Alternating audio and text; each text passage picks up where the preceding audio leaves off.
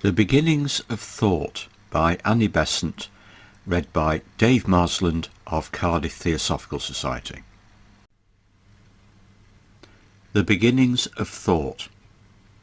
Few outside the circle of students of psychology have troubled themselves much with the question, how does thought originate?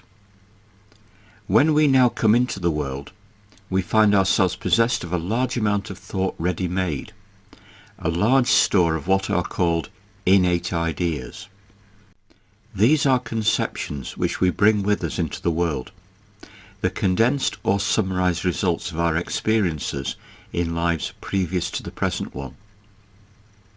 With this mental stock in hand, we begin our transactions in this life, and the psychologist is never able to study by direct observation the beginnings of thought.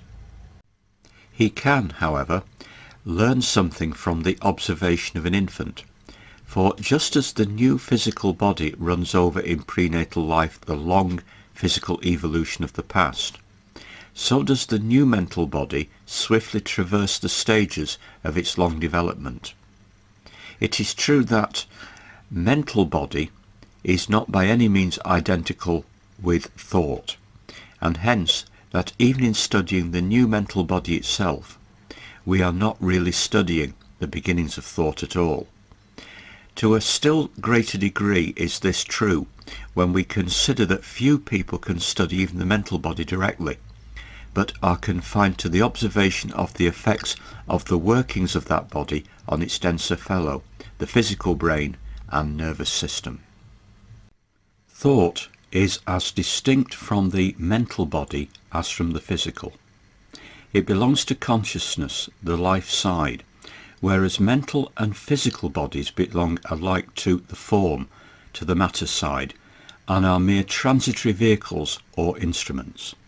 The student must ever keep before him the distinction between him who knows the mind, which is his instrument for obtaining knowledge, and the definition of the word mind, as the mental body and manus, a compound.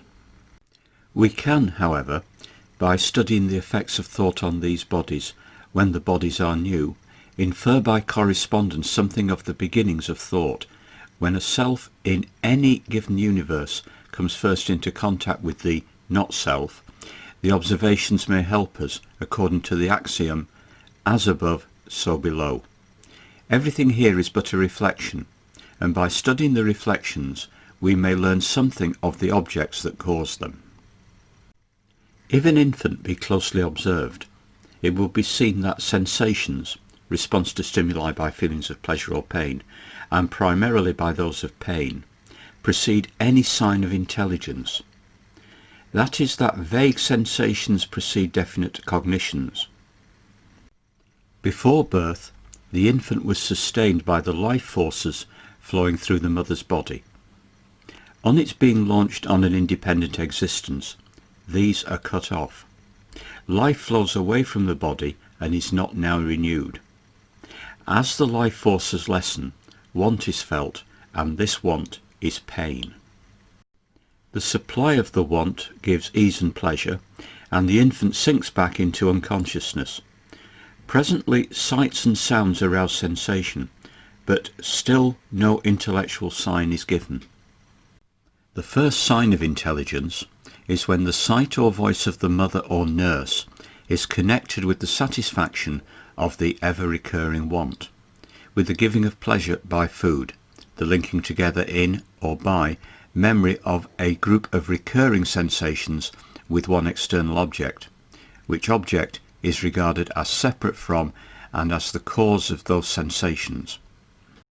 Thought is the cognition of a relation between many sensations and a one, a unity, linking them together.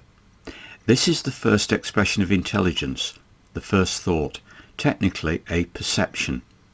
The essence of this is the establishing of such a relation as is above described between a unit of consciousness, a jiva, and an object, and wherever such a relation is established, there thought is present. This simple and ever verifiable fact may serve as a general example of the beginning of a thought in a separated self, that is, in a triple self encased in an envelope of matter, however fine, a self as distinguished from the self. In such a separated self, sensations precede thoughts. The attention of the self is aroused by an impression made on him and responded to by a sensation. The massive feeling of want, due to the diminution of life energy, does not by itself arouse thought, but that want is satisfied by the contact of the milk, causing a definite local impression, an impression followed by a feeling of pleasure. After this has been often repeated, the self reaches outwards, vaguely, gropingly outwards, because of the direction of the impression which has come from outside. The life energy thus flows into the mental body and vivifies it, so that it reflects faintly at first the object with which, coming into contact with the body, has caused the sensation. This modification in the mental body, being repeated time after time, stimulates the self in his aspect of knowledge, and he vibrates correspondingly. He has felt want, contact, pleasure, and with the contact an image presents itself, the eye being affected as well as the lips, two sense impressions blending. His own inherent nature links these three, the want, the contact image, the pleasure together, and this link is thought. Not till he thus answers is there any thought. It is the self that perceives, not any other or lower. This perception specializes the desire, which ceases to be a vague craving for something and becomes a definite craving for a special thing, milk. But the perception needs revision, for the knower has associated three things together, and one of them has to be disjoined, the want. It is significant that at an early stage the sight of the milk giver arouses the want, the knower calling up the want when the image associated with it appears.